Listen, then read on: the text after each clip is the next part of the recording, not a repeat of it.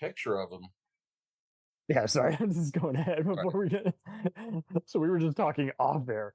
Chris Farley as Buford Pusser, the lead in these Walking Tall movies. That would be amazing. I was looking at Buford Pusser, the actual Buford Pusser, and same. I got some notes here. He used to be a wrestler. Yeah. Buford the Bull. I'm like, that's amazing. And well, I'm looking at him thinking that Bo Svenson actually looks more like him than Joe Don Baker did. Yeah, he looks to me like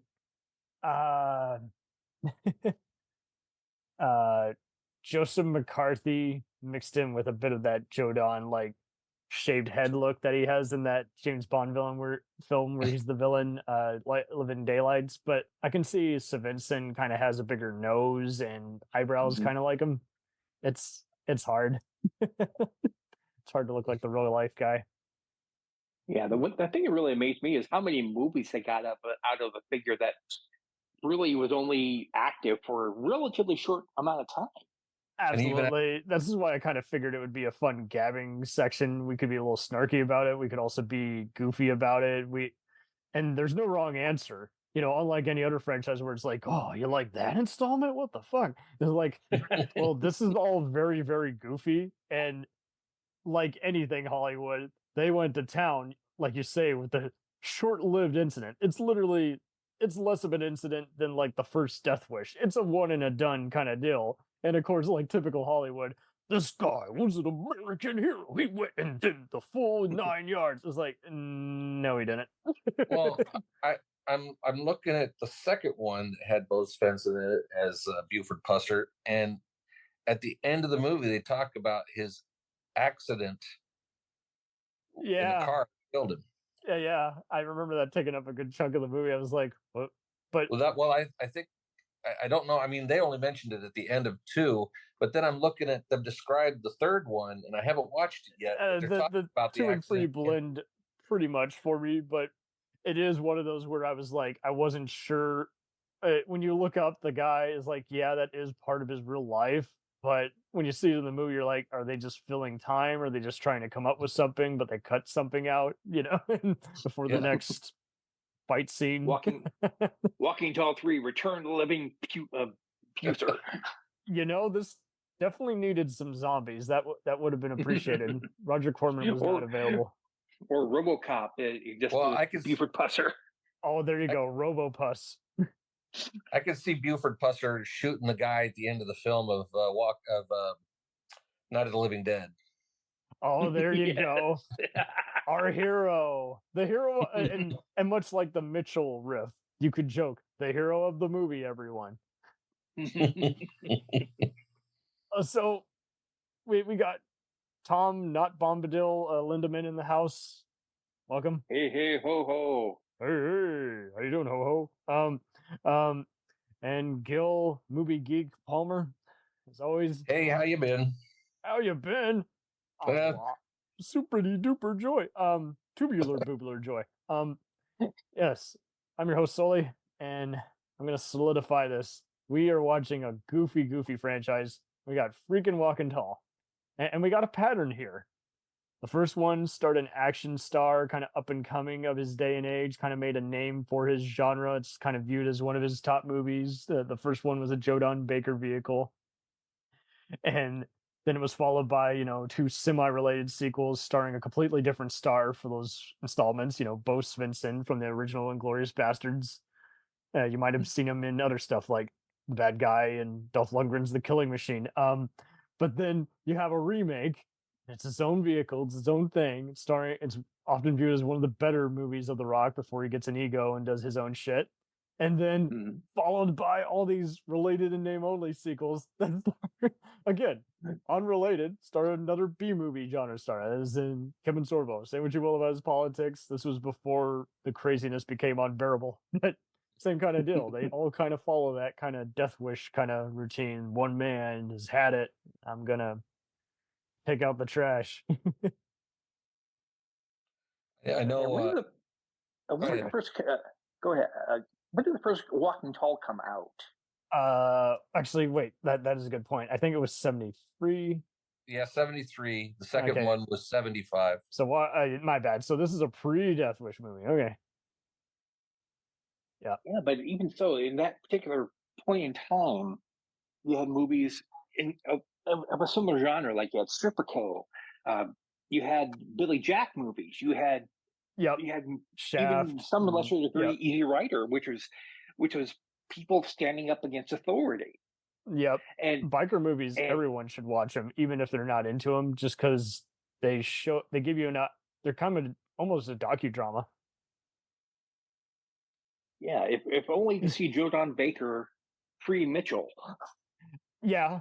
Yeah, pre In the Heat of the Night, pre Mitchell, pre Final Justice.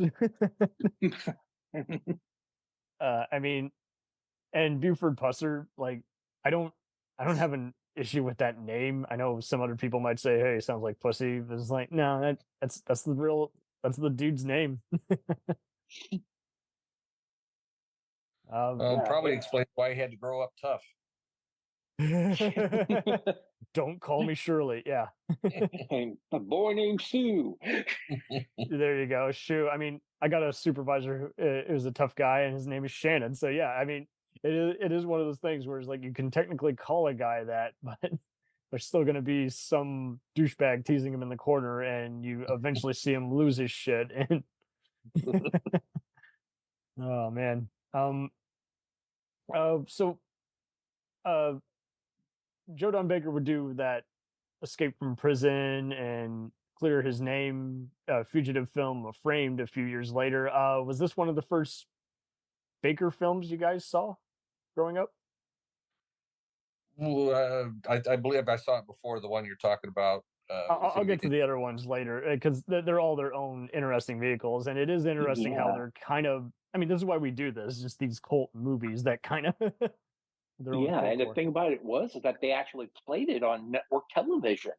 Yeah, and they weren't too That hard to edit. I think it was just people getting naked while getting dressed out of the shower, and maybe one choice word like "son of a bitch," but Well, there's not. a scene in that first one where the girl's wearing a see-through outfit. So there you go. So they probably had to So, modify that, but or cut a few frames, but nothing to the like even the violence. It's not to the point where you're like, oh, that you gotta skip a it's not scene. it's was that not very Eli Roth or hostile kind of No, not violence. Tarantino, where you cut a scene out and nothing makes sense anymore. well? It was paint red blood. Because the So A&E did that with Sopranos one time, and you're like, good God, why even fucking bother? Longest 2 seconds of my life. Yeah, that was a very memorable 2 seconds. I don't know what just occurred. Sorry, you were saying something. Go. no, I just said the blood in that was paint red, so it wasn't like Yeah. actual blood color. Yeah, and just a few bruises or something. It's more of a rating, like just of the time, like if it's a serious topic rather than the actual content contained. This is my problem with the rating system. Is like I have no problem with people saying, "Hey, just wait a while on a title." It just gets annoying when they want to make exceptions to certain things. It's like, oh my lord, you're getting all freaked about the number of bullets and how many times you see it versus the actual intent. Come on. I mean, and we've seen it all done. Especially, I've talked to death about Scarface. I'm sure you guys have all heard the story about how Brian De Palma snuck in the original cut, which got him an X rating. But on the third time, he just to make a point, he showed that the MPAA couldn't tell the difference anymore. They're just freaking out about the amount of cocaine on the table. It was like, yeah, so you're not even your cover story is you're worried about the violence and how the protagonist is a gangster, but you're really just freaked out about the drugs. So this is political now, and this movie's not even Yeah. political. So what the hell? So basically, the ratings board took its cue from the Comics Code Authority. It really You was show like all the violence and death you want, but don't you dare show drugs. Yeah, it's totally a historical ethics board, and after a while, it's just like, just be honest about your intent. I mean, it's not why you rated it this way. At some uh, point, it becomes more about that's how they keep their job, I guess. I think it is kind of like a district attorney thing. I gotta at least prosecute one thing just to make a stand, and then. But I mean, it's been a minute since I've even heard the FCC make a stink about something. I think they got to the point where they're like, no one really cares anymore, so I guess we won't care. Well, these days with all the streaming services and stuff, they just kind of skirt around it. Yeah, and I mean the TV shows. I mean the networks have all kind of got to that point. It's like, okay, risque sitcom, that's okay, gritty crime show, just make sure it's by 10. Doesn't matter if your kid's watching it. At least we can justify why you're showing all these gory crime scenes. It's dumb. It really does get to that point where it's just like, if you're over 16, you should be okay to watch this. I mean, there's plenty of R-rated movies where literally there wasn't anything disturbing about it. They just said the F word 5 times in one scene. You're like, for real? This wouldn't harm even a 7-year-old. Because they're already doing it in class. Exactly. Yeah, they're already saying nuck and futz. Yeah. So these are very easy to modify movies. Even the Sorbo ones, like, I think it's just because they got very intense, kind of man on fire type visuals. This is like the both Svenson ones, same kind of deal. I think there was like some guy who got out of bed butt ass naked and said maybe one choice word. They weren't gruesome. The second movie with Buford Pusser, there's like, it's a PG rating. Yeah. But there's one scene in there. Well, aside from the violence, if you're talking nudity, there's only one brief scene of a girl taking off her top, and you can see her naked. So, wow. And yet the other one, the first one, got an R for barely any violence. So yeah, double standards, everybody. Yeah. So I think I've never heard anyone talk shit about the first one, even by cult movie standards or people who aren't into older movies. I've never heard anyone just say, hey, it's not worthy of the acclaim or the pop culture significance. It seems like it's just literally a rarity, like a agreeable movie. It doesn't. It's definitely a B movie. Yeah. No, don't get me wrong. It's a total antenna channel gem, but yeah, I mean, it's not to the point where you're like, this is too slow, even by whatever standards. It's not you see a little bit of insight into why the guys are bad instead of them all just being hicks and rapists and, guys who throw bricks at glass. Well, Dixie Mafia. Yeah, you get a little bit of it inside, enough dialogue to kind of. This is more like in the heat of the night in a way, which Joe Don Baker was in the TV show version of. It's kind of that do the right thing, and instead of kind of leaning into it's weird. It's like it's kind of marketed for the Dirty Harry crowd, but it's not as over the top with it. Like a man's got to make a stand or go over the edge just this once. It's kind of more just like I've had it. I grew up here. I mean, this would really be no different if he was in a ghetto, if he was in a middle-class neighborhood, a rich neighborhood. He's just like, no, something wrong has been done. I've talked to the authorities. They're taking their sweet time. I'm going to run for office, and I'm going to run on the fact that I can defend my whole town just standing here with anything. Well, I learned the 2x4.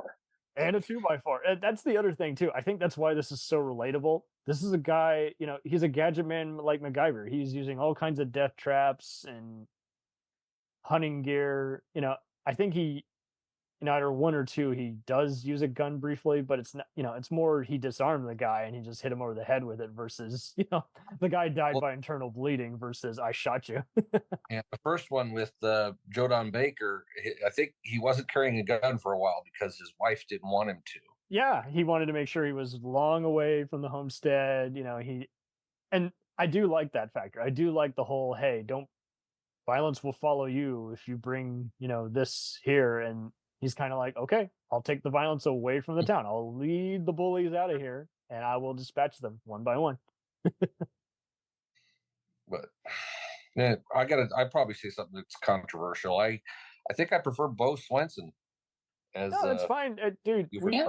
We all have hot takes on this show. The reason we do these chats is we want to validate people. I mean, when you were doing, it was really fun last week when we were doing some James Bond discussion because it's like, yeah, I mean, it is impossible to agree on any James Bond film, so we might as well just talk about the stuff that we mainly remember it for, which are the music scores. And Yeah.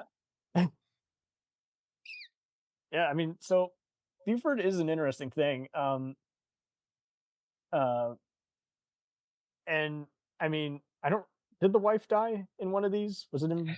She died in the first one. Okay, Yeah. yeah. So I always the reason they all blur together after a while, guys, is you really these movies really do go so fast. You kind of just remember all Yeah. the ass kicking, and it is wild how they don't necessarily start with that, but they do just bring it up to you up front. And I do think they have pretty good handle on just realistic reaction, but not to the point where it's just very overdone, like melodrama. And I I know thought a everyone's movie. like, why do you not remember this or that? It's just because these movies do become a blur after a while because they're kind of a regurgitation of the same idea. You know, guy comes into town and is wronged. Well, I haven't seen Yeah. like the third one yet, but it is a kind of a short story, but they did stretch it out into 3 movies. Yeah, it kind of. Yeah, they did. The first one, like you said, kind of felt like just a simple B movie, and Part 2 and 3 definitely looked like they had more of a TV budget, kind of. Yep. Mm-hmm. Well, and it's funny because Walking Tall actually became a TV show I remember that. with Bo Svenson, and I think it only lasted 7 episodes though. I'm glad he got a chance to do some ass kicking for 7 episodes, much like Shaft. Yeah, and to go back to your point you just raised, Cam, it is a familiar story. And it's one that's repeated any number of times, Yes. and to great success. You look at you got elements of the Lone Ranger in there, and you got elements like the Japanese films, the old kung fu movies. Yojimbo, You killed my High teacher. Noon. Now I gotta do this. And it's a very simple concept, but it encompasses so many genres. You could, I suppose, if somebody wanted to do it, they could maybe make it into a rom com and still throw in the ass kicking. Or Buford Pusser in space. No, that would be wild. Jason X versus Buford. I did. Did you guys ever see? Sorry, go ahead. Go ahead. Did you ever see A Real American Hero, which was kind of a more realistic? No. Brian Dennehy was the sheriff as Buford in that one. Oh. And it's on Tubi now if you want to see it. Don't expect much ass kicking. He pretty much just punches a guy down and then picks him up. But it's worth a watch just if you like just kind of that.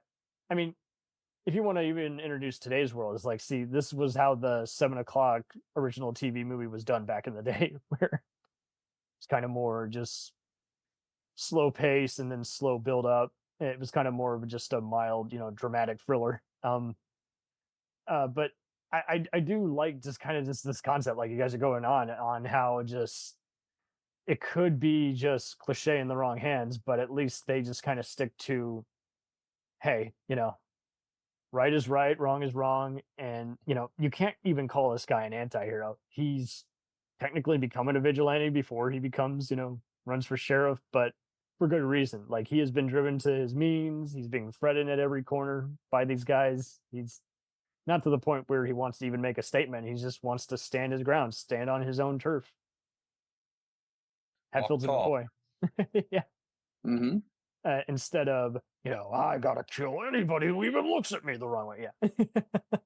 Yeah, and a more contemporary example of that, you can kind of make the case that John Wick is of a similar vein. Yeah, he got out, but then his wife dies, so he's tenuous whether he wants to live, and then they kill his dog. They destroy his awesome car, and that's what causes him to seek vengeance.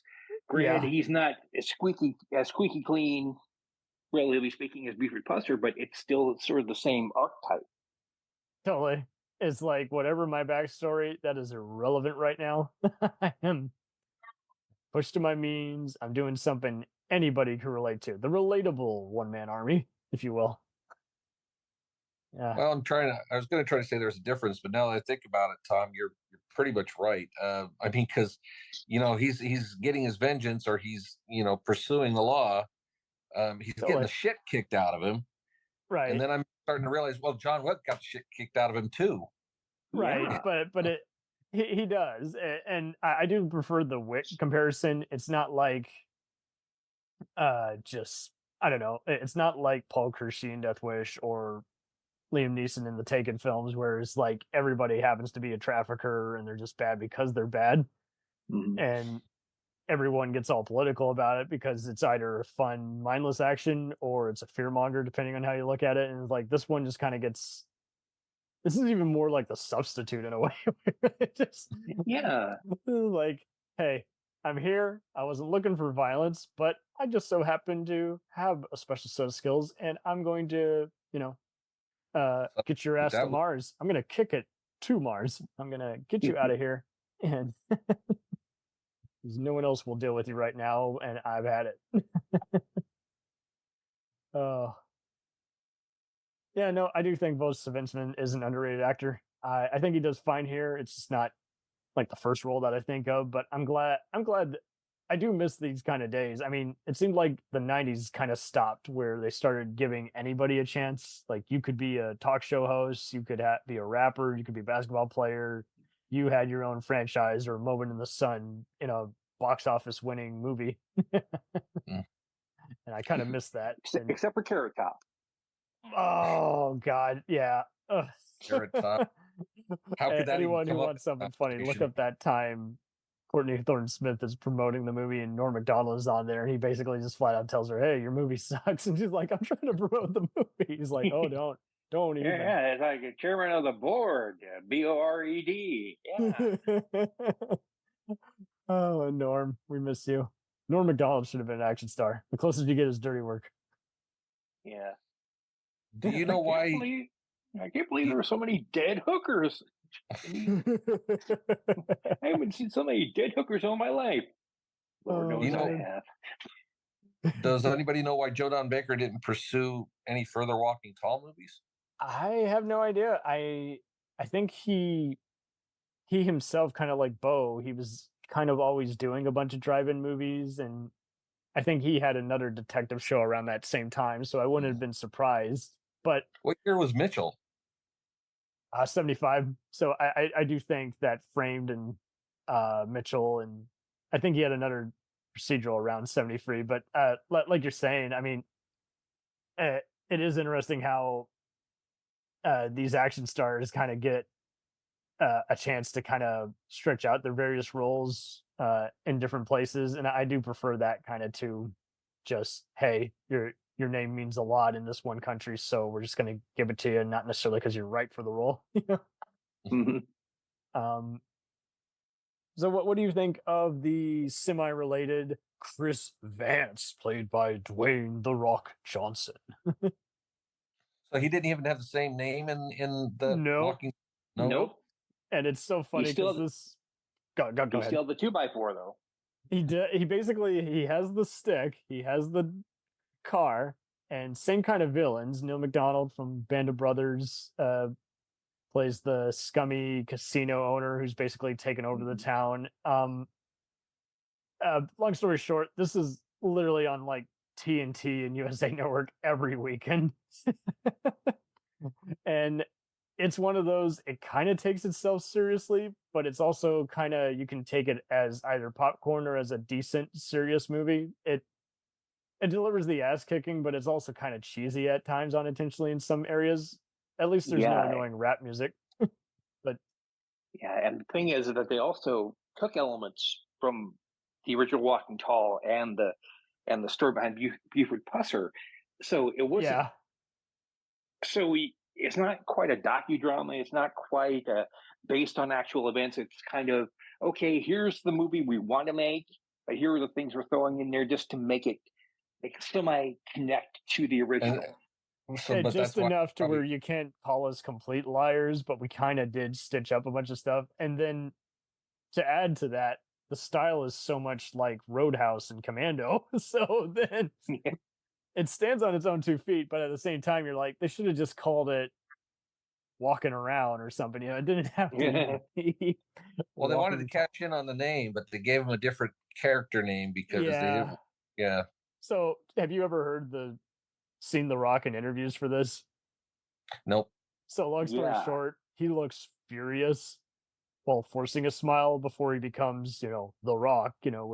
I'm the former wrestler turned movie guy that everyone loves now, and because I'm actually kind of a nice guy. But he and the director Kevin Bray did not get along, and I've never listened to the commentary, but apparently I used to go to just numerous DVD review sites and read all about special features and hysterical making ofs, and the director kind of led on just several times. It's like, yeah, this is a scene where he and I did not see eye to eye, and he roasted me for a minute, and I just said, fine, fuck it, whatever, let's go on to the next scene.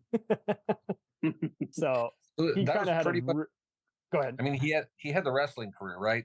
So he had just done the Rundown and Scorpion King. He was about to let it WWE co-produced it, and it was like the last one they did together. And basically, his ego was slowly growing before he had a few other flops, and then decided by 2010, I need to fire my agent and hire my ex-wife as my agent, and then do nice activism things in between crappy Fast and Furious and superhero stuff. But I do think it is a better vehicle for him. He definitely seems, you buy him as an ex-Marine turned guy running for sheriff, especially in those scenes where he's thrown wrongfully in the prison. But at the same time, it does kind of have some of that cheesy dramatic music that was in every other post 90s movie.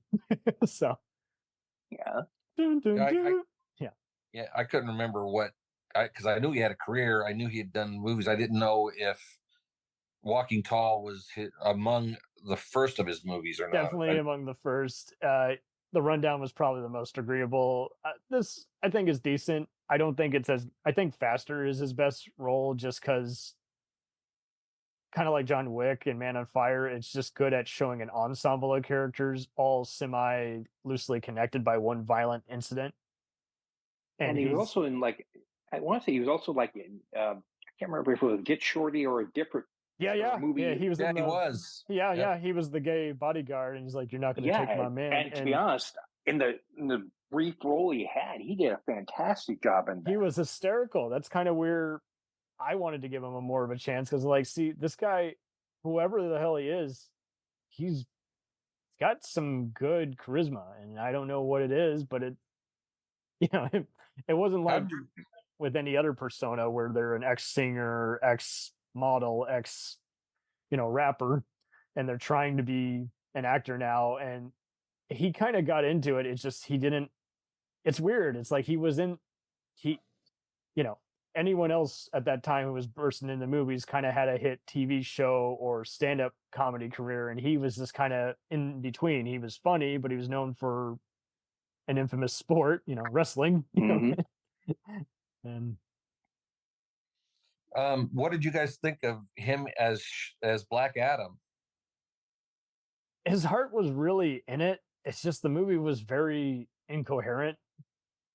I kind of wondered. I'd heard things that he might have been behind why it was the way it was. It was a bit of everything. Like, the producers kept changing stuff, and he was like, it should be this way and that way. And so when you finally see the movie, things aren't making sense for a while, and then you get to the end and it finally makes sense, but it's a very, very paint by numbers kind of story. Like, yeah, I think what carried it for me, and that's being very courteous, was Pierce Brosnan as the villain. He's the equivalent of Doctor Strange. He's not the villain. He wasn't the villain. He was Dr. Fate. Dr. Fate. Well, but he's the opposing force, even though he's not. No, he was on the same side. Well, see, this is why it's so incoherent. I know in the comics he's a nice guy, but in the movie he just seems like he's so angry the whole time. And it's so funny. Near the end, he looks like he has just gotten. It looks like, how, have you ever watched certain movies and look like actors are giving kind of a stink eye to their co-star or something, like they just got done bickering in between takes? He kind of looked like he had asked the director, "What's my motivation?" The director's like, "Figure it out." And he's like, "Okay, fine, fuck it. I'll just be more intense. I'll give it to you, but you're not helping me." Well, I think he's kind of like Doctor Strange in a way. He was the answer to Doctor Strange. I get that. It's just, no. I mean, Doctor Strange was like, everybody's like, what are what are our chances? And he like put up a figure like one chance. Yeah, he's a super genius and he's got all these mystical powers and everything, but it was just so annoying because you're like, I know I've seen snippets of the comic, I've seen crossovers, I've read up on stuff, and none of that is present on screen. So where the hell did the story go? Well, to me, Black Adam was flawed, but I still enjoyed it because I could tell that he was Dwayne Johnson was invested in the role of Black Adam. You heard it, you saw it. He was invested in the role, and he put a lot into it. Yeah, but, no, the acting was fine. But the acting was fine. The story kind of went wonky, but I still enjoyed it. I'm still going back and forth on whether I want to own it as a physical copy because but you almost have to go into it with an understanding of who Dr. Fate is, who Black Adam is, who are these other characters, tertiary characters, Hawkman. You kind of have to know what he's about. You have to kind of understand what the tornado is, or I felt like they deleted so many scenes. Yeah, you don't get the motivation. They're there as set pieces, but and they're really. They're actually an interesting team in the comics. They're the precursor to the Justice League. Yeah, right. And the answer. Yep. And on a related note, I'm finally watching Stargirl on Tubi, and I'm catching a lot of the references to the JSA and saying these are heroes that I knew about growing up, and they're not the larger than life heroes we see today, like Batman with prep time can basically take out God, Muhammad, and Galactus. Whereas you have people like Dr. Midnight. You got even Dr. Fate knows he has limitations, but that's sort of the appeal. These are people you can actually relate with, and you can say, well, is that person possibly a superhero or no? Whereas with Wonder Woman, Superman, they're superheroes. And the only way they get around it is because everybody else around them is stupid. No, that totally. I do think it is a fun show. I know Joe McHale kept joking in recent interviews. He's like, "See, I'm finally part of some cinematic universe." He's part of the DC TV verse. I do think it is interesting though how, unlike some of the other shot in Canada ones on the CW, that one was kind of more focused on let's show the small town, let's kind of do our own take on growing up in high school, and then let's do a fun. There is some good art direction, I think, and it is very suspenseful. But I do like how some of the villains that come out of the woodwork have their own unusual. What's the one? Black Lightning kind of want to do their own thing instead of just do endless crossovers and just giant fights in the streets that no one seems to see. Yeah. And I'll even go out and let me say Black Lightning was one of my favorite CW shows. Yeah. That and The Flash. And between the two of those, and of course Legends of Tomorrow. Legends of Tomorrow was a universe all by itself, literally and figuratively. That's how weird and wonderful it is. But for something that you could remotely see happening, Black Lightning and Flash, boom, you have a 1-2 punch right there. Mm-hmm. It definitely was their Luke Cage equivalent, where it's like, hey, let's experiment with different genre styles, and then let's do a kind of a cool. Just how does this guy fit into his so-called society in between all the ass kicking? Yeah, and in the comics, it's been a while since I've seen the series, but in the comics, the Black Lightning was literally a teacher. He was the exact opposite of a Luke Cage, But when stuff got heavy, he went into action, and I remember seeing him in or one of his earlier appearances. His mask had an afro. I remember mask that. had an afro. What the hell's going on here? I mean, I did it. I mean, if I had the ability to have a mask with an afro on it, I'd do it 99% of the time. So you're sounding like my pal Tony, who he's not overcritical on comic books, but he does like to just say, "Why did they change that?" And I'm like, I haven't the foggiest. It was driving me crazy for a while when they kept calling the show Arrow.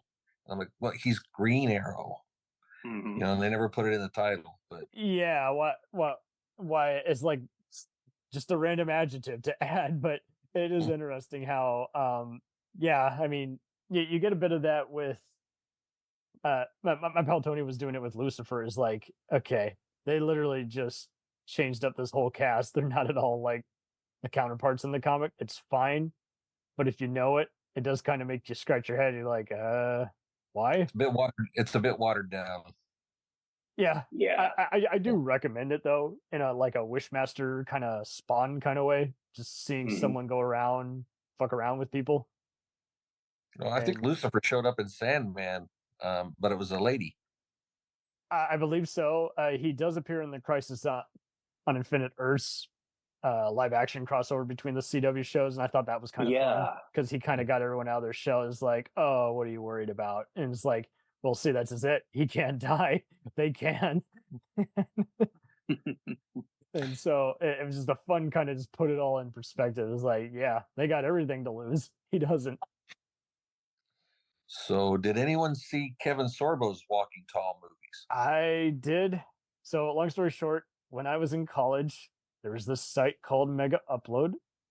You might have heard of it. And everyone else was doing Napster, and I was always just getting obscure movies that I might have seen growing up on TV when no one was looking. And it was just, I became fans of just all the B movie, tough guy action stars and screen queens and everything. And so I inevitably, when you want to see an actor, I'd always heard it was a piece of shit back the behind the scenes before his, various political rants. And I'm a born again Christian. I always thought he was a decent action star though on his 2 hit TV shows, Hercules and Andromeda. And so then it just got to where I'm like, hey, he's doing all these sci-fi channel movies and other things. I'm okay. He's a decent B movie action star. I think it's just one of those. It's hard to separate the actor from the person. Yeah. But Well, he probably does what because he's supposed to. Technically, he doesn't. I feel like his soul was in it just because he's a total fearmonger in real life. So this was basically method acting for him. Oh, get out, go! I got a shotgun. But they're kind of junky. I do own a hysterical. Well, it's funny in parts. A stuntman book called The Full Burn, and it has various interviews with numerous people who've worked in the industry over time. And there was a funny chapter where they had a bunch of guys and they legally couldn't name them because they're kind of saying not so favorable reviews about some of their work. And they're like, this one gal, she's just gotten done doing a explosion stunt in the 2004 Punisher, and her credits include, like Puppet Master Free, Transfers Free. And she's like, yep, never seen any of them, not going to. They sound awful.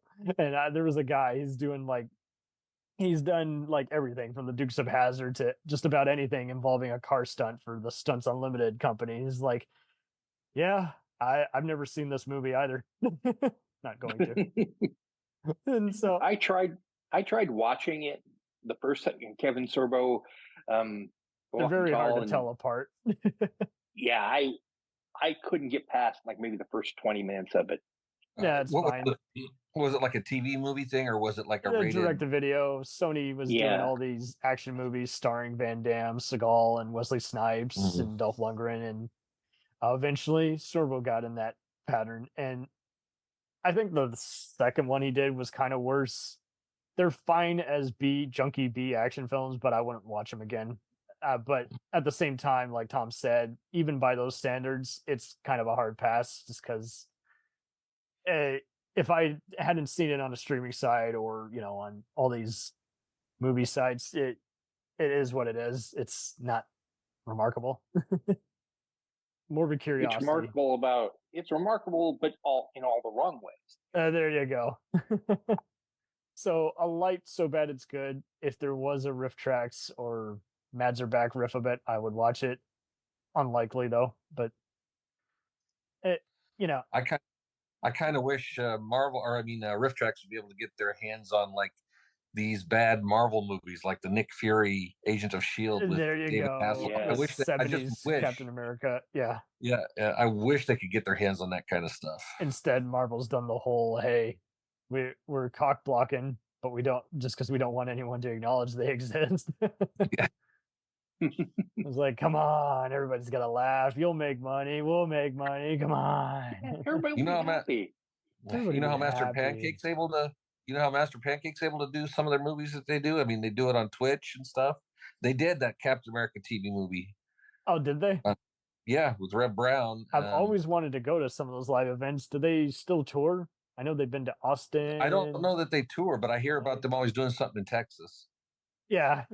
And it's always when I really want to go, and I always got something coming up. I know they did one at Casino Royal, and Joel was there, and he came back for one that was on Die Hard. And I'm like, see, and he just gave a disclaimer. He's like, we're honestly kind of like Rip Trek does with the Lord of the Rings. This time, we're kind of just talking during the movie, providing some amusing trivia rather than just flat out roasting. Yeah, they don't really, when I've heard them, they tell jokes or they make fun of it, but it doesn't seem It's to me like if you were joking with your buddy, like, I am the kind of guy, I try to never talk during the movie. I might say one brief thing if someone is clearly confused and it's nagging at them and they just won't shut up, but for the most part, like if I don't like something, I might give a slight groan, but it's not going to be, it's not going to be very audible. I don't want to ruin anyone else's enjoyment. I think the best time to participate is when someone does something badass and you yell just that badass.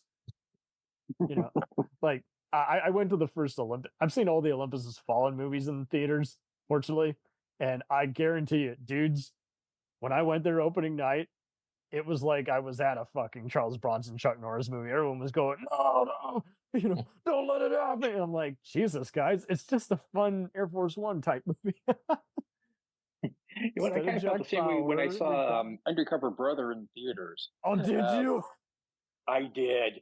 Wow. I paid good money to see it, and I was not disappointed. And that's another one. I was the one who was laughing at some of the subtle jokes and different things like that. And there were only like maybe 3 or 4 other people in the audience at the time, but I was going, yeah. Oh, nice. The last time I was at a theater where there was like 4 people was probably I saw Mike Flanagan's horror mystery Oculus. Worthwhile.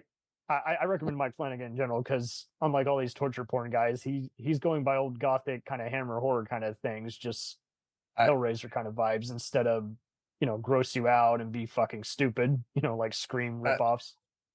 Yeah, I took a blind date to a movie, and the movie was Taipan. Oh, and we were in the theater. It's an interesting costume drama, but it is very confusing, and I think that's why it bombed. Love Brian Brown though; he should have been in one of these movies. But no, that's wild. So yeah, Undercover Brother. I take it you've seen the awful sequel, Tom. I have not, and thankfully not. I want to preserve the memory of the awesomeness that was Undercover Brother. I haven't seen it either. I did, however, see Michael J. White's sequel to Sudden Death, and I had to skip through it. I was just like, this is insufferable, and he looks like he doesn't want to be here right now. He's a really smart and very talented dude, but it was one of those. I'm like, come on. I think when it comes to those types of movies, I liked Undercover Brother, but I think I like Black Dynamite more. Oh, yes. Absolutely. And those are Black Dynamite leaned into that kind of stuff. They really do. A low down, dirty shame. A lot of what Keener Ivory Wayans was doing, but it's cool that you bring up Undercover Brother because it's like it and Pluto Nash are leaning hard into the whole Austin Powers territory, and only one of them was successful at it. But it also, like you say, is kind of like Shaft, where it brings up some racial jokes and commentary and other stuff that only a minority audience is really going to get on the first 10 viewings. And so it is a fun puzzle piece to kind of pick apart. But yeah, I mean, these movies, like I'm going to pretty much refuse to, if you're a fan of, again, all the other stuff we mentioned in The Heat of the Night, Dirty Harry and Death Wish, definitely saddle up and embrace the original Walking Tall movies. They won't all entertain, but they are hardly awful or incompetent. They're pretty much exactly what they state on the bill. If you're going to watch any of these newer ones, definitely stick with the one The Rock did, just because even though it's not original, it at least is engaging and has a few cool gunplays and explosions. But if anything, I would love to do like a Joe Don Baker marathon. Like I would love to see the first Walking Tall with Framed or Mitchell or one I of was those actually others. Go ahead. I was actually watching Mitchell on Amazon Prime last weekend. Nice. It's pretty interesting seeing it uncut versus what's on TV. You're like, Yep. can you imagine how much time would have felt robbed when you're like, so I didn't even see the villains come up, and why would you cut that out? Yeah. Stupid TV censors. But the Walking Tall remake, I think, would actually make a perfect double feature with the original Roadhouse. Yeah, it's got that kind of vibe to it. Yeah. Because we're not going to watch the definitely. remake. I promise you that. I refuse to watch that. Oh, yeah, I'm definitely not going to. For a movie that's been so critically bashed, I'm surprised it has a 7.5 on Amazon. What the hell is wrong with people? We'll return after these messages.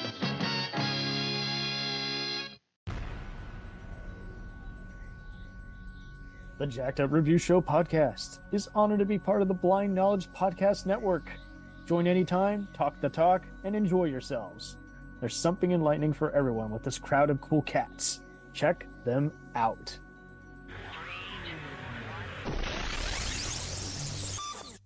Hey, it's Brent Pope, the host of Breakfast with Brent Pope. You've seen me on some of your favorite TV shows saying things like, "Give it up, Jimmy. You got to sink this putt to win." On Breakfast with Brent Pope, I sit down with guests from the entertainment world, and we do it all over breakfast. Or should I say Brentfast? Every week on Brentfast, you get inside Hollywood info and tips, great breakfast recs and booty debates. Most of all, you get the most delightful 30 minutes of your week. So dig in. It's Brentfast time. Listen at Brentfast.com, Apple Podcasts, or wherever fine podcasts are found.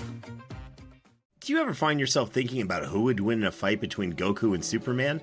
Hi, I'm James Gavsey, and on the Who Would Win show, me and my co-host Ray ignore anything important happening in the outside world and debate fictional battles between characters from comics, movies, and video games. We got a new show every week, and almost always am I the winner. Yeah, not true, Ray. In the past, we've discussed such matches as Captain America versus Darth Vader, Solid Snake versus the Iron Giant, classic matchups like RoboCop versus Terminator, and even the Muppets versus Sesame Street. That one was crazy. So if you're a fan of geek culture and love a spirited debate, check out the Who Would Win show wherever you get your podcasts, or check us out at whowouldwinshow.com. No, I'm definitely not going to watch the ones with Kevin Sorbo. Yeah, you would be wise. It's really nothing to it. It's just, and it's a shame too, because this is really what I hate most about these B-movie stars we all grow up loving or liking or saying, hey, they're pretty decent, is like, they can be good in the right things, but then they just pick a string of other stuff that you really don't want to see. And then when they get into all the Christian doomsday stuff and just other war propaganda stuff, you're like, good God, whatever happened to just be a decent, leading person in a action or horror film? It doesn't have to be this hard. And I mean, I like to have room for everybody, whether it's, again, all the Scott Glenns or Ed Harrises of the world, or all the other Planet Hollywood's guys, as well as all the B-movie martial artists like the Frank Zagarinos or Van Damme knockoffs. Those are fun, All right. There's something for everybody, but it gets annoying when they are just vanity projects. Well, I think, the first Walking Talls came out in the 70s. Those were perfect movies for drive-ins at the time. Yeah. That is a good point. And direct-to-video it's really struggling right now because Netflix has kind of taken over the whole direct-to-video scene. Like Snoop Dogg did a sports drama that's basically his version of the Bad News Bears, and Amazon thought it was so bad they just pretty much put it straight to the platform. And like, we're not putting that in a theater. So you kind of wonder if they tried to do a Walking Tall, even as a series or something, it'd probably be more like Reacher. Oh, absolutely. And that's what I actually do admire about them. They do the whole, let's adapt a book that's based on like a cool procedural or spy thing or fantasy novel, So I do admire what they've done with Reacher, Wheel of Time, Bosch, and the Jack Ryan show is like, I actually am one of the few who actually like the new Lord of the Rings show. It went its own direction. I didn't understand why everyone wigged out about, oh, there's a black hobbit. Oh, I tried to follow it, but I guess I was too busy at the time, and I watched a few episodes, but didn't get into it. No, that's fine. I mean, Yeah.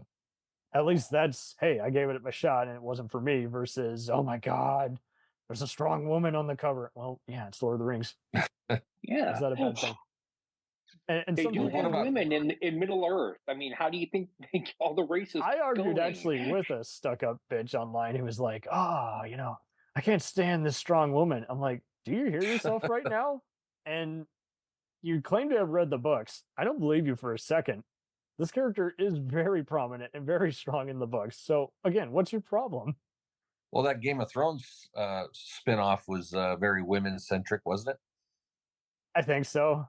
I only bothered with some of it. I'm not sure what to make of George R. R. Martin. He seems to just take a lot of other people's ideas and be accused of stealing and then not want to finish them, so he gives them to other people who don't know what to do with it. I'm kind of that kind of blurs to me with Walking Dead, where I'm just like, it sounds cool on paper. I don't think you're doing any good with it. I need more Bruce Campbell. For Walking, oh, okay. It's the same kind of deal where everyone loses their shit about it. And then for like 48 hours, people are posting spoilers on their Facebook. And you're like, gee, thanks for giving it away. Not that I cared anymore, but good God. Well, I was kind of sad to see Ash versus Evil Dead end after season 3. Yeah. And yeah. Did you guys see the newer one, Rise? Yeah. I can't remember what it's called, but I haven't bought it. Saw it in the theater. I didn't mind it. I just got done seeing it on Max recently, and it was like, I can jive with this. It knew when to just get everything done on time. It didn't feel workmanlike like some of these other reboots and rehashes. It was kind of like Die Hard, Evil Dead. I kind of did get a bit of that at the end in the elevator scene. I'm getting very claustrophobic. Well, the whole thing pretty much takes place in the building. One building. I mean, so does the original, but I know what you mean. The original was more Night of the Living Dead, and this was more Alien Die Hard. Yeah.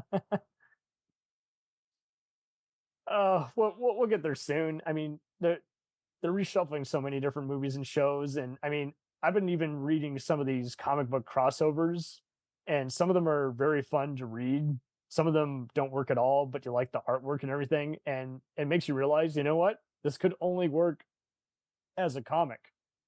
This wouldn't work as a movie. Like I read Alien versus Predator versus Terminator. Same kind of deal. It's like, well, this was interesting, but it's kind of anticlimactic at the last 5 pages. So this wouldn't work as a movie. But well, then you got things like Terminator and RoboCop. I did. I just read the recent one actually last night, Kill a Human, and same kind of deal where it's like, this was engaging and very original in its twisted stuff, but that's how it ends? So it was all for nothing? What? No, like you said, with crossovers, there was one that I picked up just completely by accident because I love both franchises. It was Star Trek and Planet of the Apes. Yes, Rod Serling. The Primate Directive. Mm-hmm. I haven't read that one. I read the Star Trek and crossover with the Green Lantern Corps. There's one with that. There's one where they take the animated series style and they have them fighting the Transformers. Yeah, I haven't read that one either, but I've seen it. Back to the Future also did a one, but they also had crossovers with Star Trek and Doctor Who. Yeah, yes, they did. We talked about it briefly. We should totally do an episode on it all. They had Star Trek and the X-Men too. Yep. Yes. Mm-hmm. Second Contact. Yeah. And see, yeah, crossovers can be good. I mean, I already mentioned Crisis on Infinite Earth. It doesn't have to be overcomplicated. And I think, I know we're kind of going around, beating around the bush, guys, but I mean, Walking Tall is just kind of a rare kind of agreeable. And if it backfires, it's just rightfully forgotten as opposed to just, wow, just incompetent as a whole, poorly done. It's just, Because I mean, they're doing it with so many other revenge kind of things, and I think the issue with revenge is they just take so long building it up, and then if you're not digging it, it doesn't matter how much awesome martial arts or badass gunplay is in the last 20 minutes. You're like, I hated having to suffer for the first 40 minutes. Exactly. No, And that's a problem with any kind of remakes, especially these days. You're dealing with people who they may be familiar with the original work, Mm-hmm. but they still want to take liberties with it, or they still want too to much. put their own spin on it to say, well, yeah, this is going to be, it's like Romeo and Juliet, but this time Romeo is an African American gentleman, Romeo's a and pimp. Juliet is What? a bi-curious fairy fae kind. Yeah, it's something where you're like, what? Oh man, and it is always wild when it goes there, and you're like, I don't know how to process this at all. I was so embarrassed when my theater troupe in college, bunch of them were very addicted to the movie Columbiana, and I was like, they were acting like it was so deep, and I was like, you guys have not seen many movies, have you? That movie is fucking terrible. I love Zoe Saldana. She's a great ass kicker and a very cool, charming chick, but like they took an abandoned sequel to Leon the Professional and they made this just dumpster fire of a revenge movie. Well, I did watch that movie and I don't remember anything about it except that she starred in it.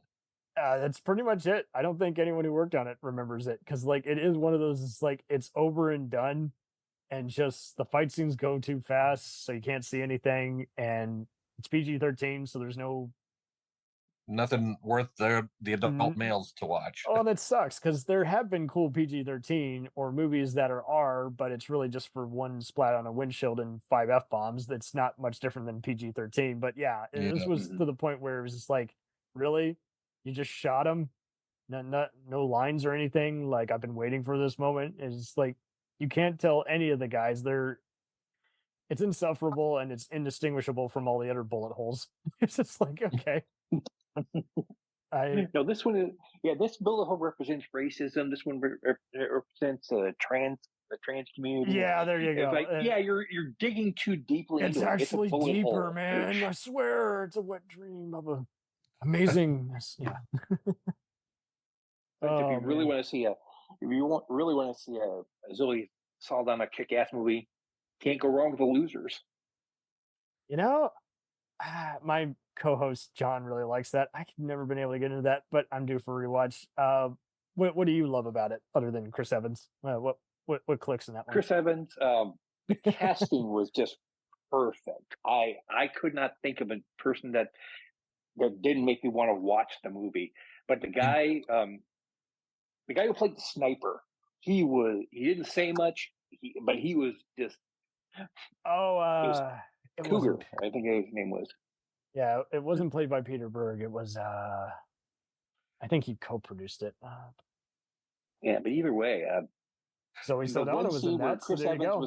She's on every team. Yeah, yeah. The one scene where Chris Evans pretended to be psychic and he did the OK sign, or he's basically doing Sean on Psych meets Hannibal on the A team. Yes. Well, what did you think? Go ahead. No, go ahead. I was going to say that just the way that was done, and plus the most entertaining use of the song "Don't Stop Believing" in movie history. There is no question that scene was freaking perfect. I enjoyed that movie as well. I like Jeffrey Dean Morgan. Yes. Either way, it was better than The Man from U.N.C.L.E. Oh, but did you ever read the comic series that it was based on? I didn't read the DC Vertigo comic. I knew it was produced by Joel Silver and it had been in like development hell for a while. And it was kind of a minor comeback for Jason Patrick in a bad guy role, and Jeffrey Dean Morgan was in it. So it was a better role for Idris Elba, that's for sure. I just know if I had read the comic and then watched the movie, I might not have been as happy. But I didn't read the comics, so It is kind of like Yeah. Wanted in Red, where they took some liberties. It's even like The Boys in a way, where they're like, "Oh yeah, this would totally divide the audience. Let's just not do it. Let's not open that door." Yeah, or just even with Kingsman, you could tell Oh you could yeah, tell there were some liberties taken, but I read the comic and watched the movie, and I treat them separate. I don't treat them as though they're the same thing, because they're really I not. watched There the are some first things one anytime it's on TV. Just that moment where he is slaughtering a whole church of terrorists to Leonard Skinner. I'm just like, whoa, Yeah, what the hell? yeah. This is Yep. amazing every time. I even like this. I'll even say I even enjoyed the second one, The Golden Circle. It had its I haven't moments. seen. I dug Yeah, I Halle haven't Berry. seen any of the other ones yet, but The prequel I'm didn't do it curious. for me. I was just like, why did they bother? yeah, the prequel was a little flat, but it was all right. It's all good. Once again, my pal John liked it a lot. I'm just like, I don't know, man. But this is the beauty of it: is different strokes from different folks. Like John doesn't like any of the Equalizer sequels. I actually kind of dug this recent one they did, the third and final one, where it's kind of more like a gangster film in Italy, where he's again the same kind of High Noon kind of thing. He's waiting for the bullies, these mobsters, to have decimated all the other guys they backstabbed, and while they're in cahoots, he strikes at when they're most vulnerable. And see, I just like that kind of suspenseful kind of angle, but I know that this generation kind of prefers stylish Matrix fight scenes. I'm like, there's no need. Well, I grew. The Equalizer was my favorite TV show in the '80s. Yeah, they kind of Mission Impossible did here, where they're like, hey, let's frame it around an A-lister, let's have it be a whole different identity, and then same thing with Born Identity. Big ass difference. Yeah, well, and I got used to Denzel Washington. I liked it. I liked the three movies. What I don't like so much is the TV show that they have now. Yeah, no, that's fair. That's what they shouldn't have even called it Equalizer. Queen Latifah, I think it was, or yeah, and Adam Goldberg and the Asian chick from NCIS. And see, they're kind of more like person of interest in NCIS, so it's not like. Yeah, that's what I felt. It wasn't an Equalizer. It felt like one of those other shows, like you just mentioned. I found it watchable. It's not what I want, but I guess I just like her so much as an actress. So it was one of those I was just like, meh. Now, I did give up on some of the other spinoffs that came out lately where I was just like, this is, again, same deal where you're like, just rename it. It would probably be way more accepted. But as it stands now, we're just comparing it to two unlike things and it's driving us crazy. Like, that's how I was with NCIS Sydney. I'm like, it's fine. It's kind of boring. The cast is giving it their all. I don't know what this has to do with all these other shows. And clearly they're not doing a crossover event anytime soon to smack it all together. So I'm just going to give up after 8 episodes. I value my time, and I can't even hate watch something anymore. Like I'm not to that point where I can Walker Texas Ranger something where I just am laughing my ass off at how cheesy it is. I just really, I do value my time now to where it's like, I would sit down for anything and just guffaw and make cheesy commentary with other friends and my siblings. But now I'm just like, let's move on. Let's not make the people who are programming this think we actually enjoy it. They stole my joy. We're claiming it back. I'm taking it back. There you go. So now you should do all these cheesy action movie taglines. It's like, they made one mistake. Now he's punching it back at them. Yeah. Oh. He had an overdue library book. Now he's bringing it back. He brought it back. So now, without any late fees. Yeah. So here's the question: who would you cast if they did, Walking Tall TV series today? I love this. I love how you went into my platform and you put me on the spot. Let me know how you guys feel about this. I watch a lot of video on demand and TV stuff. So two options. Are you guys friends of Frank Grillo? He's the villain that was in the Captain America movies. Yeah, right? He's the stranger in The Purge. He's had a big share of various other action martial arts movies. Him or the guy who plays Longmire, you might know him as one of the agents in the first Matrix, Robert Taylor, no relation to the 60s actor. Mm-hmm. I feel like they have kind of the grit, whereas like they could be the everyman and then just give the role just so much more than. I mean, just kind of like how they took the unknown from Titans and made him Reacher. It's like just someone who kind of suave, the ladies will like, the guys will want to know their physique, but they're not just, macho man. They're not just former wrestler turned, MVP movie stars. They're not the actual Buford Pusser then. Was what That's true. I would take liberties, but I could send a research team and get some stuff off real life events. I mean, Longmire even tackled some moments where he was going after some KKK white supremacist rednecks before that was a thing post January 6th. So I think we could totally, we could have some subtle commentary here and there without it being, overtly political, like no ranting, just say, hey, you know who these are. If I have to tell you who they are, then why are you here? It's like, is it really not that obvious? He's got a swastika on. I think you know who he is. I think you know where he stands, and I'm gonna kick his ass because he's threatening a church full of black people, or a school of just young kids who don't think like him. Well, I'm not sure. Go ahead, Tom. I'm not sure he would do a TV series again, but I could see Vincent D'Onofrio as Buford Pusser. Oh, I love that.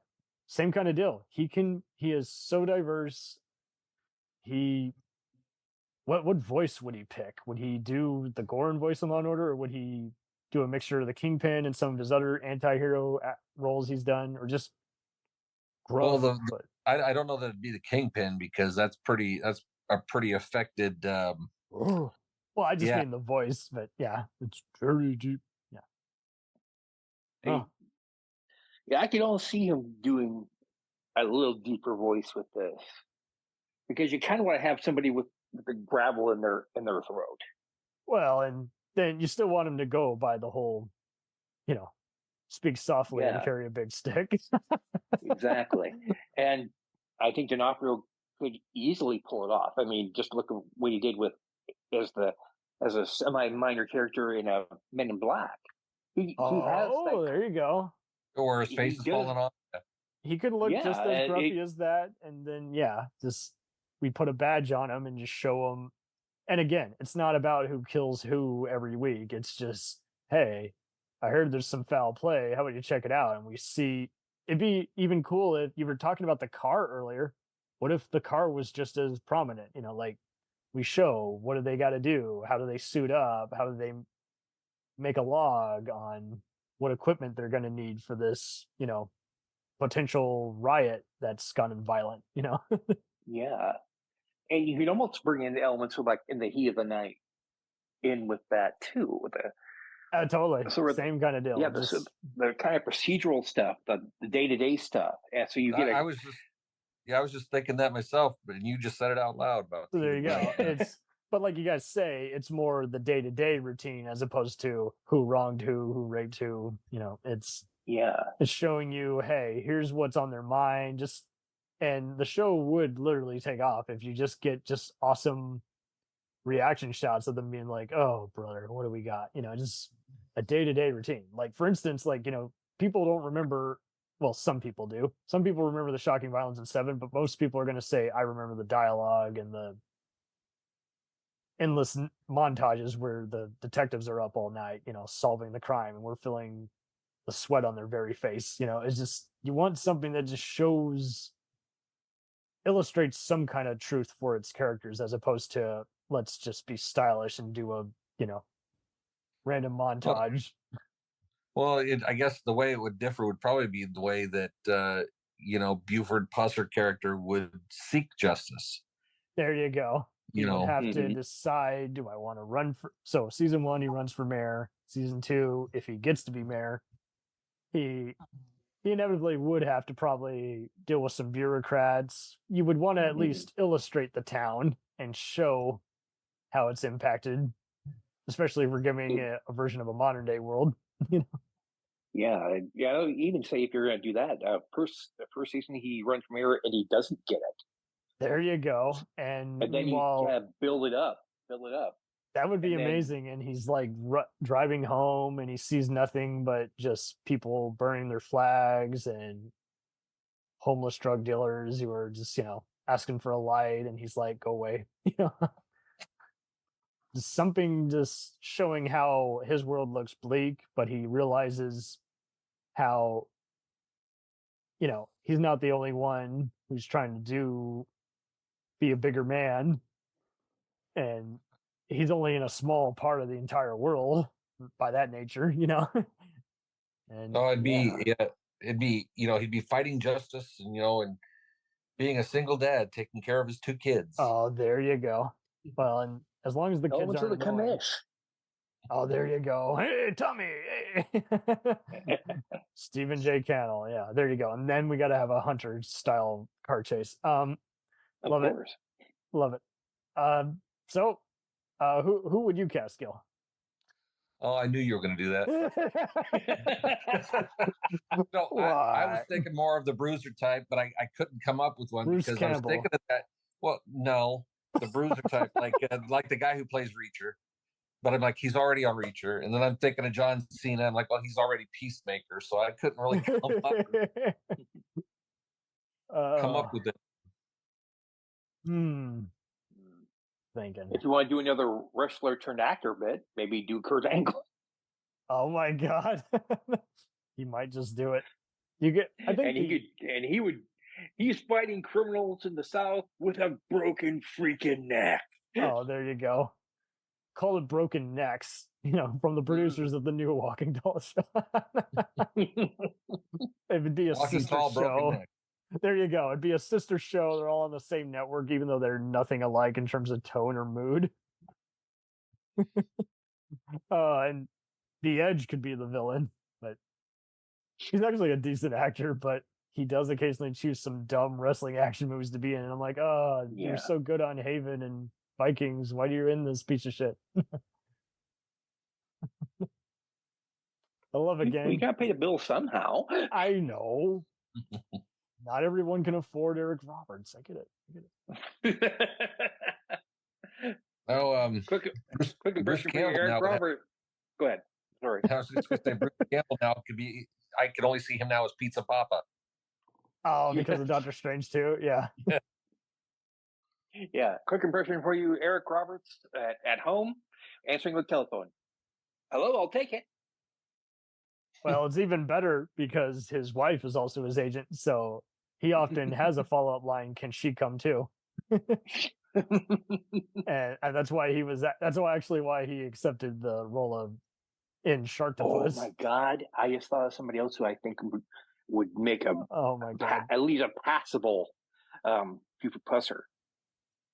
Now I can't remember his name. Carl Urban. Let's do it. Okay, The Boys. Let's do it. Dread. Best part of about new Star Trek. Doom with The Rock. Yeah, let's do it. Let's freaking do it.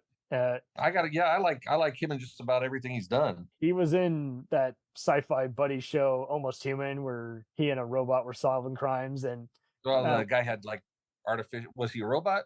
Yeah, he was a cyborg. Yeah, he was a robot because he had the. And once it got canceled, I kid you not, me and family members started looking for the TV listings. They're like, hopefully it comes back one of these days. Nope, lost to the ages of time. Fuck you, Fox. Yeah, yeah, no, Carl Urban would be perfect because he can do all kinds of accents. He's in this really awesome revenge film. Speaking of revenge, Acts of Vengeance with Antonio Banderas. I don't want to give up the plot twist because it really is a huge spoiler if I say anything about what he does, but it's so awesome seeing him train, and Antonio Banderas is looking for who killed his family, and every day, well, it's like 12 hours a day he's searching around, and like a few other hours he's training and kickboxing and everything. It does a cool, if they do something like that where just show the day-to-day on how this takes a toll on you and how you have to slowly, divide your time, be a more realistic Batman. For these free hours, I'm doing my something work related. The next few hours, I'm getting ready to clock out and close up shop. The next hours, I'm looking around, spying on people, taking photos of their warehouse, and then I'm getting in shape and getting what little sleep I can. and then repeat. And by the time I'm burnt out, I'm already built up physically to where I can go and beat up or kill the main bad guy. And yeah, no, Carl Urban would be perfect. If you've seen him on the Lonesome Dove spinoff, yeah, he can definitely do all kinds of kind of country twang and just. Yeah, heck, Well, he let's played watch Preacher. Or no, he didn't play Preacher. I'm sorry, that was wrong. He did complete. Dread. I mean, he had all this Nickelback hair in the Lord of the Rings movie as Homer. So there you go. Yeah. Yeah, just listen to his voice in the J.J. Abrams Star Trek. I mean, he nailed DeForest Kelly, but he is still.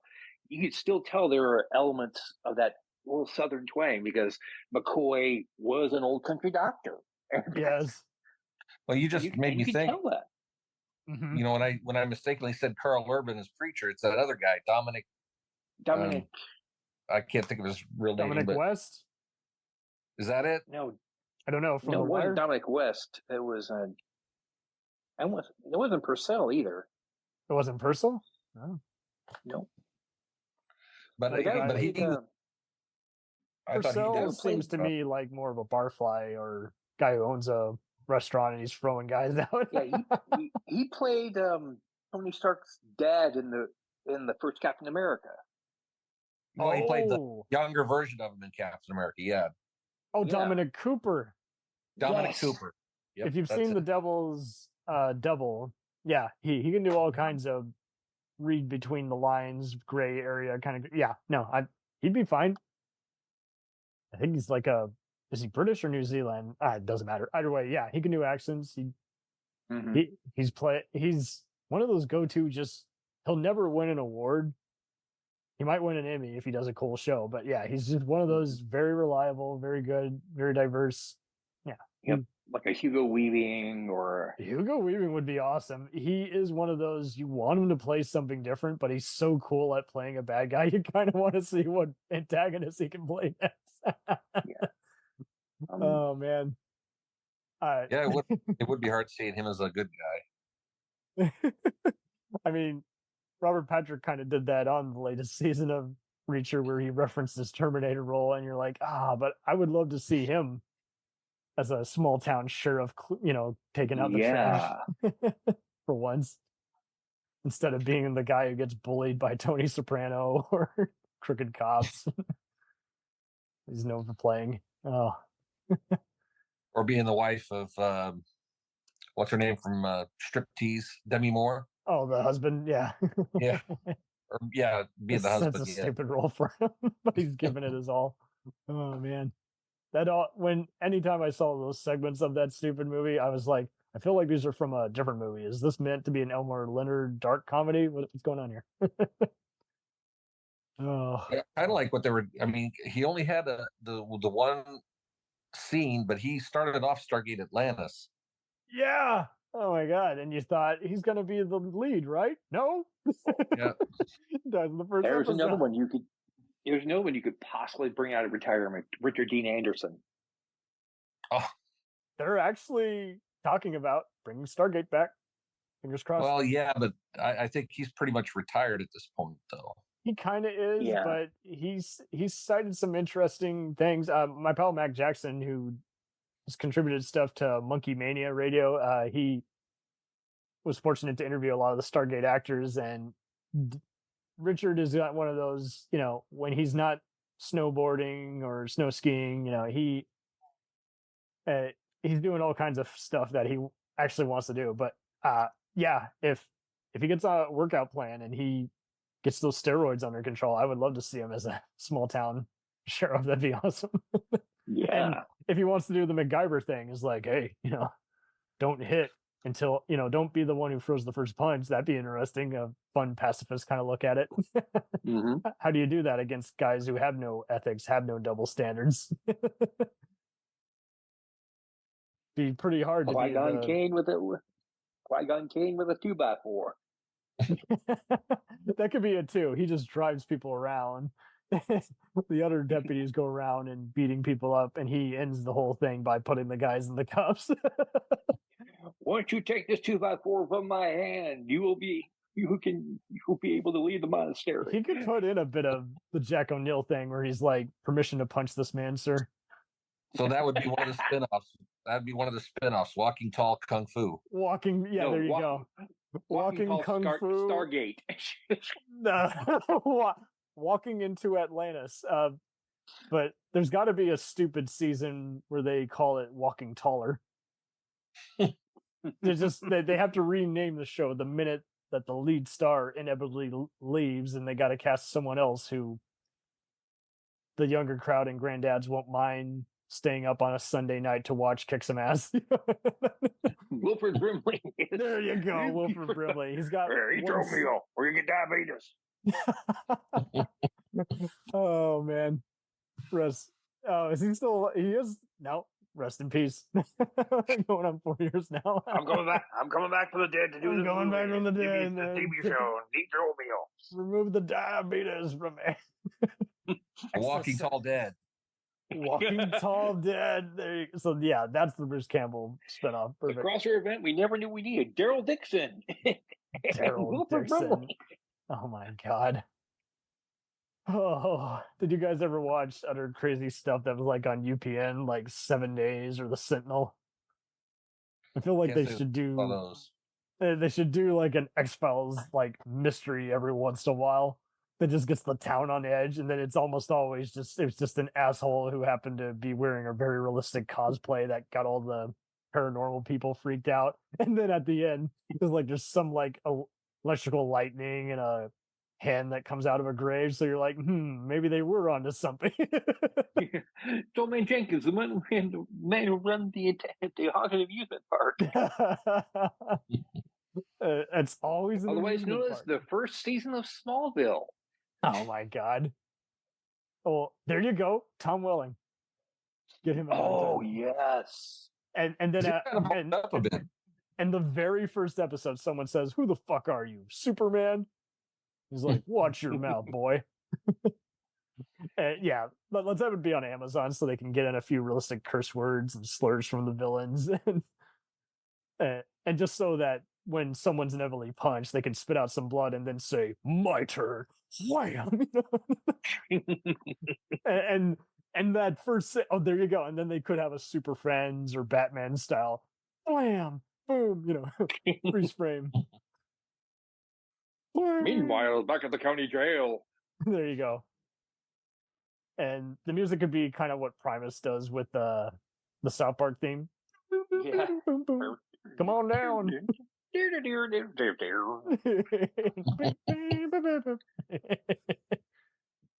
Oh man, I almost sounded phenomenal there for a second. It was kind of a bad. They bastardized a lot of music, so I was doing my own bastardized version of Elmo, pick you up. Oh god. Okay, so there you go. Walking Tall Sesame Street. There you go. If there's an R-rated Sesame Street parody, who's who in the town? I feel like Big Bird is the whiny guy who makes food for everybody. Oscar's the guy who steals everyone's food. Who's going to be the sheriff and the two deputies? Bert and Ernie. And, okay, perfect. Hey, Bert. Ernie, you didn't file the incident report. I don't know what to do, Bert. Sorry, Bert. I got my ass kicked, Ernie. What are you talking about? What do you mean you don't know what happened? You're the perp.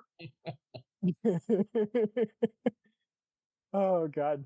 And Cookie Monster could be just the guy who's just pissing everybody off. Oh, I paid for those cookies. They slam him into a vending machine and say, "I'll pay for it later." Oh God! Grover is Buford Pusser. So weird.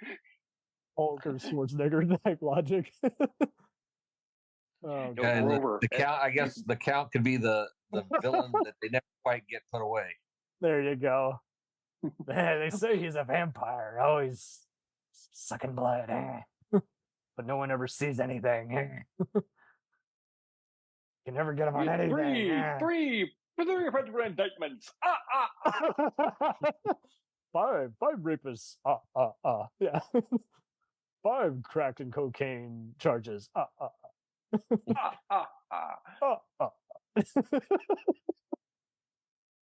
4 towing violations. Oh God, who'd be the one who's just got nothing better to do but just basically just puts like incident reports and warnings on everyone's car? You could probably have that'd be the Snuffleupagus, because then no one knows who posted it. That's right. Parked in a handicap area. Oh God, I don't know what we're doing, but it's awesome.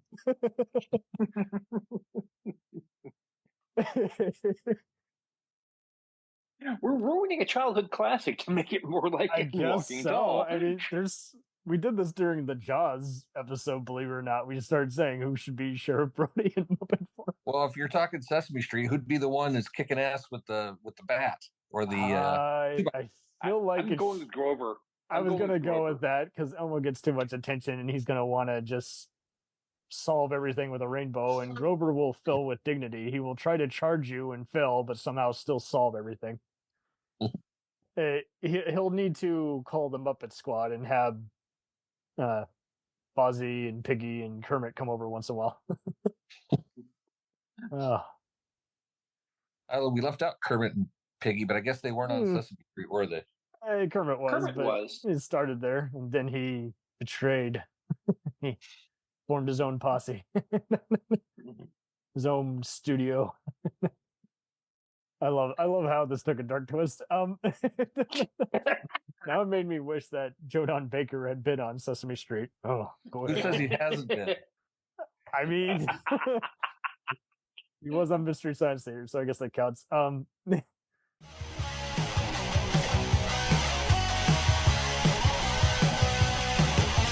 us on the web on Facebook, Twitter, and Instagram. The podcast is available on Podbean, Spotify, iHeartRadio, Anchor, Apple, and anywhere else podcasts are available. Feel free to review our show and leave comments on any of those sites. Thanks a million for listening. It's a jacked up review show.